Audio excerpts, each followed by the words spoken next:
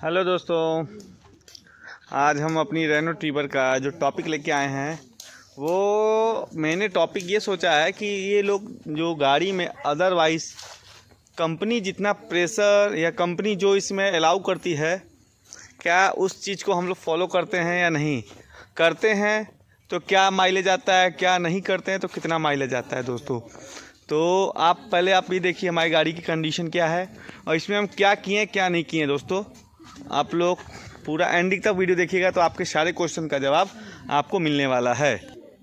असली रूप से कोई भी इंसान गाड़ी का सही माइलेज या सही तरीका जानने में तब तक सफल नहीं हो सकता है तब तक वो गाड़ी चलाना आएगा नहीं। दोस्तों और गाड़ी चलाने के बाद जब आप एक्सपीरियंस ऑनर हो जाते हैं, मेरा कहने का मतलब ये है कि आप अपनी गाड़ी को जब तक अच्छे से चलाना नहीं सीखते हैं दोस्तों, तब तक आपकी गाड़ी माइलेज आपको कभी नहीं दे सकती है। क्या कमी आ रही है, क्या वो रिस्पॉन्स कर रही है गाड़ी, इस चीज़ का अनुभव लेना बहुत बड़ी बात है। क्योंकि एक हम आपको डेमो देना चाहते हैं। जिस तरह मान लीजिए कि एक अच्छा टीचर तभी कंफर्म होता है जब वो कापी सही चेक करता है, और कब कर पाता है जब उसे सही पढ़ाने का अनुभव आएगा, और अनुभव आएगा तभी वो किसी चीज़ का प्रैक्टिकल करके दिखा पाएगा। और प्रैक्टिकल में जो आउटपुट मिलता है उससे बेनिफिट ये होना चाहिए कि बच्चे का सही रिजल्ट आना चाहिए और सही चीज़, ताकि अगर कोई और भी उस चीज़ को चेक करे तो ये कंफर्मेशन होना चाहिए कि अगले ने सही काम किया है या सही कॉपी चेक की है। अब आते हैं सीधे अपने टॉपिक पे, गाड़ी के टॉपिक पे। ये थोड़ा टॉपिक अलग किया था दोस्तों, ताकि आपको एग्जांपल दे सकूं कि हम लोग किस टॉपिक पे बात कर रहे हैं। हमारा मेन टॉपिक है रेनो ट्रीबर। रेनो ट्रीबर का माइलेज क्या बढ़ाने का जरिया सही है कि गलत है, या रेनो ट्रीबर का जो कंपनी कहती है वही ठीक है, या कुछ समय के बाद हम लोग बढ़ाने की कोशिश करते हैं। तो ये चीज़ आप लोग ज़रूर समझेंगे और पूरा वीडियो लास्ट तक ज़रूर देखिएगा। तो वीडियो लास्ट तक देखने में आपको ये कन्फ्यूज़न क्लियर हो जाएगी कि वाकई में ट्रीबर या अदर सेगमेंट रेनो की कोई भी गाड़ी में जो कंपनी कह रही है वो सत्य है कि असत्य है, या उससे ज़्यादा भी माइलेज दे सकती है। तो दोस्तों मैं अदरवाइज़ काफ़ी ड्राइवर मेरे संपर्क में हैं और काफ़ी फ्रेंड भी हैं जिनके पास रेनो ट्रीबर है, खुद ऑन करते हैं, खुद ही चलाते हैं मेरे जैसे लोग, भाई लोग। और बहुत से लोग सवारी में भी चलाते हैं। मैं तो चलाता था लेकिन छोड़ दिया दोस्तों। लेकिन अब जो लोग करंट टाइम में सवारी में नहीं चला रहे हैं, खुद चलाते हैं और अपनी बस फैमिली को लेकर चलते हैं या सिंगल चलते हैं, तो रेनो ट्रीबर का जो हम लोग यूट्यूब पे वीडियो देखा करते हैं कि भाई इस तरह से माइलेज बढ़ाइए, उस तरह से माइलेज बढ़ाइए, ये कर लेंगे तो माइलेज बढ़ जाएगा, इंजन के साथ वो कर देंगे तो बढ़ जाएगा, प्लग चेंज कर देंगे तो बढ़ जाएगा, और मोबिल 8000 किलोमीटर पे चेंज कर देंगे तो माइलेज बढ़ जाएगा। तो दोस्तों ये सारे क्वेश्चन का जवाब मैं आपको आज सही रूप से देती है मैनुअल गाइड के हिसाब से। आप उस चीज को समझें। आप 90% लोग मैनुअल गाइड को छूते भी नहीं है। सही सुना, मैनुअल गाइड को छूते भी नहीं है। बस शॉर्टकट तरीके से कहीं ना कहीं से इंफॉर्मेशन मिल जाए, वो चाहे सत्य हो चाहे असत्य हो, उसी पे फॉलो करके बस वीडियो समझा, देखा, चालू कर दिया गाड़ी पे एक्सपेरिमेंट। तो दोस्तों बहुत गड़बड़ है। तो कुछ लोग तो जानकारी लेके या देख के या सही जगह से जानकारी लेके ही आपको देते हैं। कुछ लोग क्या होता है, बस यूट्यूब पे अपने व्यूज़ पाने के लिए पब्लिक को गुमराह करते हैं। तो आप समझदार हैं, आप जानते हैं कि गाड़ी क्या है। जब आप लेके आए थे नई नई गाड़ी, तो क्या वाकई में वो चीज़ आपको एक्सपीरियंस समझ में आ रहा था? साल 1.5 साल तो आप कुछ नहीं करते हैं, लेकिन किसी के कहने पे कुछ समय के बाद आप गाड़ी में कहीं समय से पहले प्लग चेंज करवा देते हैं। दोस्तों प्लग का काम मतलब ये होता है सिर्फ, अब आप समझिएगा, मेन टॉपिक पे हम आ गए हैं कि गाड़ी में समय से ज़्यादा, समय से पहले वो चीज़ अगर चेंज करवाते हैं तो कोई मतलब नहीं है दोस्तों। एक्चुअल टाइम पे ही वो चीज़ चेंज होनी चाहिए। माइलेज दोस्तों आपके ड्राइविंग स्किल पे ही डिपेंड करता है। तो आते हैं फर्स्ट टॉपिक। हमारा मेन टॉपिक है माइलेज और गाड़ी की रखाव। और माइलेज से ही संबंधित सारी चीज़ें उपजती हैं। मतलब अगर माइलेज सही दे रही है तो हमें कोई दिक्कत नहीं होती है, अगर माइलेज सही नहीं दे रही तो हमें बहुत सारी दिक्कतें उपड़ जाती हैं गाड़ी में। तो हम लोग दूसरों कहने पे ये करवाते वो करवाते, फिर खर्चा कंपनी में बढ़ जाता है।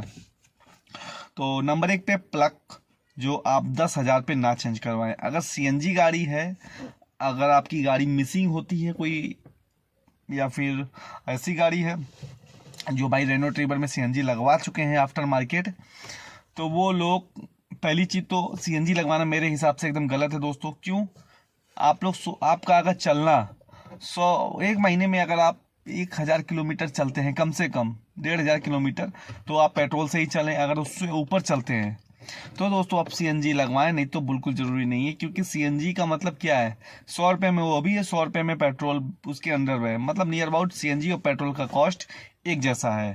तो इसमें कोई मिथ नहीं समझ में आ रहा है कि आप 1,000 किलोमीटर के चलते आप सीएनजी गाड़ी में ठुकवाएं। गाड़ी की जो चादर है उसमें छेद करवाते हैं, सीएनजी लगवाते हैं, आप लोग गाड़ी के साथ छेड़छाड़ करते हैं, और फिर आफ्टर मार्केट उसकी सब गाड़ी की जो भी ऐसी तैसी होती करवा के फिर आप चलाते हैं गाड़ी को। आप रीसेल तक गाड़ी की आप ख़त्म कर देते हैं दोस्तों। मैंने सही बताया दोस्तों, गाड़ी की रीसेल तक ख़त्म हो जाती है, और कुछ दिन अच्छा चलता है, कुछ समय के बाद, साल 2 साल के बाद फिर भी उसमें प्रॉब्लम आने लगती हैं सीएनजी में आफ्टर मार्केट। तो दोस्तों मेरे हिसाब से चूतियापंती काम है। अगर आप सही वर्डों में मेरे हिसाब से आप जाना चाहते हैं तो सीएनजी उनको ही लगवाना चाहिए जो ज़्यादा चलते हैं, जो 2 साल 3 साल में गाड़ी की प्राइस निकाल लें, उनके लिए वो गाड़ी सीएनजी लगवाना आफ्टर मार्केट ठीक है। तो अब ये बात क्लियर हो गई सीएनजी किन लोगों को लगवाना चाहिए।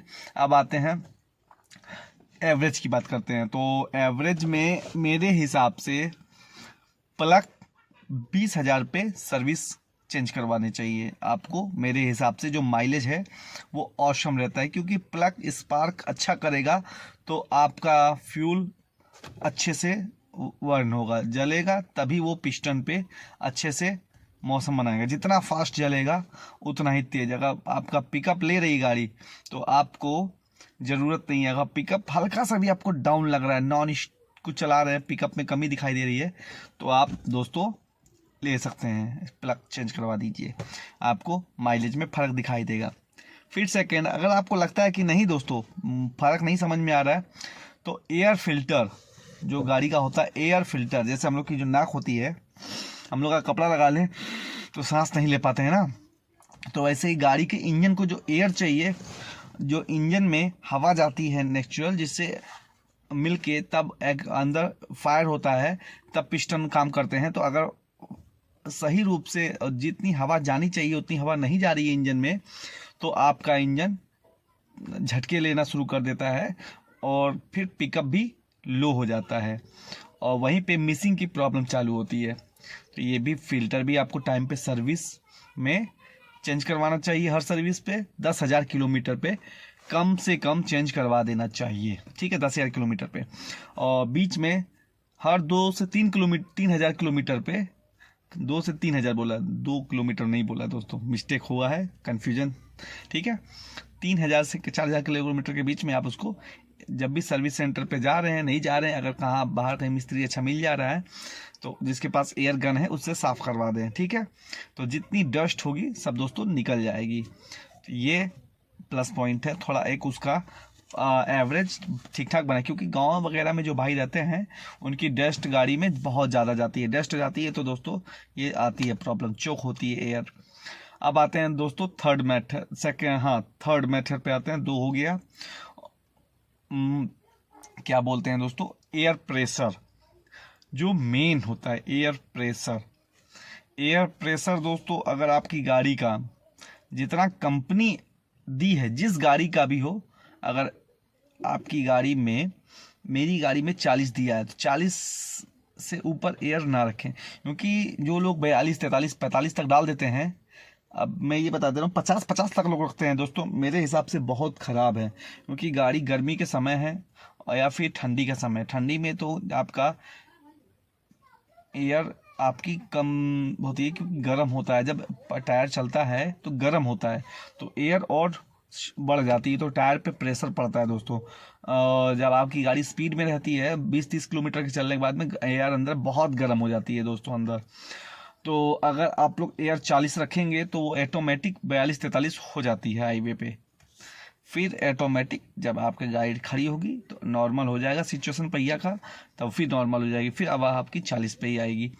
तो टायर का प्रेशर बढ़ा देता है, तो वो भी माइलेज पे फ़र्क देता है। क्योंकि अगर लोड गाड़ी है या खाली चल रही है, माइलेज अगर आप चाहते हैं तो एयर प्रेशर भी ठीक ठाक हफ्ते में या 15 दिन में या महीने में एक बार चेक ज़रूर करवाएं।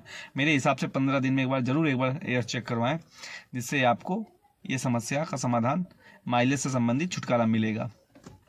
अब आते हैं दोस्तों मेथड नंबर 4 कि रियल में माइलेज किस प्रकार से। गाड़ी का आप जब भी सर्विस करवाने जाते हैं तो जो कूलेंट होता है, गाड़ी ओवरहीट नहीं होनी चाहिए दोस्तों कभी भी। हम लोग ओवरहीट हो जाती है तो उसका गैस किट वगैरह कट जाती है, उससे भी कुछ प्रॉब्लम आती है दोस्तों, ये भी समस्या है। तो आप ये समस्याओं से बचे रहें, टाइम पे सर्विस कराएंगे तो ये समस्याएं आपके सामने नहीं आएंगी।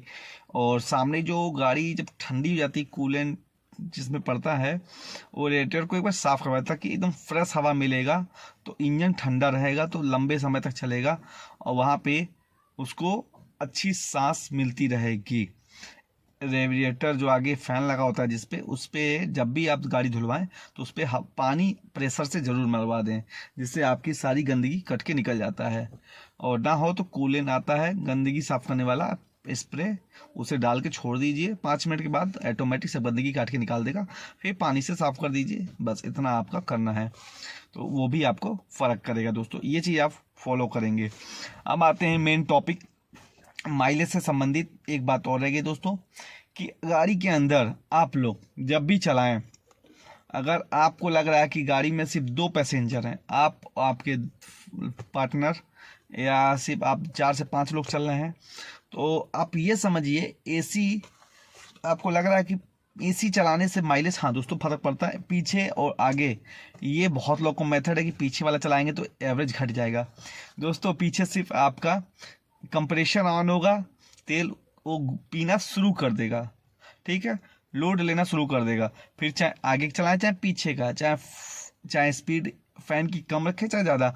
बहुत से लोग कहते हैं स्पीड तेज हो गई, एसी बढ़ गया, तो दोस्तों कम कूलिंग वो उतनी ही करेगा जितना करना है उसको, ठीक है। और सेटिंग से सब कुछ होता है कि कितनी सेटिंग कूलिंग की आपको बढ़ानी है, ठीक है। और एयर फ्लो कितना चाहिए वो आपका दोस्तों क्लियर करता है फैन आगे का चलाइए चाहे पीछे का, कूलिंग कॉइल कंप्रेसर से ही कनेक्ट रहती है, तो वो आपका चलेगा तो माइलेज उतना ही आएगा जितना आना चाहिए। हाँ एक चीज़ बताना चाहता हूँ, अगर आप हाईवे पे चल रहे हैं तो एक बार आप ट्रिप ए को 0 कर दें, मतलब 2-4 किलोमीटर चलने के बाद हाईवे पे जब आपकी स्पीड कॉन्सेप्ट हो जाए कि हमें 60, 70, 80 चलना है दोस्तों, 60 के नीचे आपका माइलेज नहीं मिलेगा। 60 से 80 के बीच में, 60 से 80 के बीच में सही माइलेज गाड़ी का ही निकलता है दोस्तों। ये मैंने बहुत आजमाया है, बहुत अच्छे से अपना मेथड बता रहा हूँ जो मेरे साथ होता है। तो अगर आप इस चीज़ को फॉलो कर रहे हैं तो आपका भी माइलेज बढ़ना ही बढ़ना है। और दोस्तों ये लोग करते हैं गलती कि भाई पहले नॉन एसी चलते हैं फिर बीच में एसी चला लेते हैं, तो दोस्तों वो माइलेज घटाता है। जब आप एकदम से लोड डालेंगे इंजन पे तो वो घटाना शुरू कर, जब इंजन लोड पे ही चलता है उसके बाद उसको आप एसी चलाते हैं, मतलब ट्रिप सेट करने के बाद एसी चलाएंगे तो कभी भी माइलेज घट के नहीं आएगा दोस्तों, बढ़ता ही रहेगा। और बढ़ते बढ़ते कहाँ तक बढ़ेगा ये तो चलाने वाले के ऊपर डिपेंड करता है। भाई मैं तो एसी पे 22, 23, 24 तक का माइलेज निकाल लेता हूँ अपनी गाड़ी से। अगर आप लोग इतना माइलेज निकाल पाते हैं तो मुझे कमेंट में बताइएगा और स्क्रीनशॉट भेजिएगा, मैं तब मानूंगा कि हाँ आप सच बोल रहे हैं, ठीक है। और दोस्तों ये वीडियो आज इम्पोर्टेंट इसलिए था कि आप लोग गाड़ी में छेड़छाड़ ना करवाएं, नहीं तो बहुत लंबा झेलना पड़ेगा। और कंपनी से जो गाड़ी आई है जो माइलेज देती है वाकई में अच्छा ही देती है, बस चलाने वाले के ऊपर डिपेंड करता है। पहले आप चलाना सीखें फिर माइलेज से संबंधित आपके क्वेश्चन ख़त्म हो जाएंगे। मेरा कहने का मतलब ये नहीं कि आप गाड़ी नहीं चला पाते, मेरे कहने का मतलब है स्टेप फॉलो करिए कि कंपनी किस बेस, ये नहीं कि चाबी लगाया चलाना शुरू कर दिया, वो नहीं, स्टेप फॉलो करिए कि गाड़ी कह क्या रही है, कौन सा गियर कब मांग रही है और गाड़ी कैसे क्या क्या हो रहा है, तो ये चीज़ आपको फॉलो करना है। गाड़ी आपकी माइलेज ज़रूर देगी दोस्तों। और अगर आपको वीडियो पसंद आता है तो दोस्तों लाइक शेयर सब्सक्राइब कर लीजिएगा। अगर आप मेरे वीडियो पे आए हैं, आपको वीडियो अच्छा लग रहा है तो शेयर कर दीजिएगा। जो भाई के पास रेनो ट्रीबर है, तो ये चीज़ आपके लिए बहुत मेहनत कर रहा हूँ दोस्तों। गर्मी में गाड़ी के अंदर बैठ के वीडियो बना रहा हूँ ताकि आप लोग के मेथड ख़त्म हो जाए। और रही बात कन्फ्यूजन की, तो यहीं से दोस्तों ख़त्म कर दीजिएगा। आगे चल के आपके कन्फ्यूज़न यहीं से दूर होने वाले हैं। और आगे अगर आप ये वीडियो देख ले रहे हैं तो किसी अब छेड़छाड़ करने की कोशिश मत करिए। कंपनी जो भी देती है अपनी जगह पर सही सामान देती है, उसे छेड़छाड़ मत करिए। ना समझ में आया तो कंपनी में जाकर करवा लीजिए। 100-150 रुपये खर्चा आएगा, वो अपना मेथड कर लीजिए। जो है यूजुअल वो कंपनी आपको बताती है, ये अपना देख के यूट्यूब से काम चला लीजिए। लेकिन फालतू की सेटिंग को छेड़छाड़ मत करिए दोस्तों, जो हम लोग के लिए नहीं है। जो ज़रूरत है उसे छेड़छाड़ करिए। अगर ये बात आपको अच्छी लग रही है तो लाइक का बटन दबा दीजिएगा, जिससे मुझे ये पता चला कि हाँ मेरी वीडियो आप तक अच्छे से पहुंची, आपने मेरी वीडियो से कुछ सीखा है। ठीक है दोस्तों, जय हिंद जय भारत, बाय दोस्तों।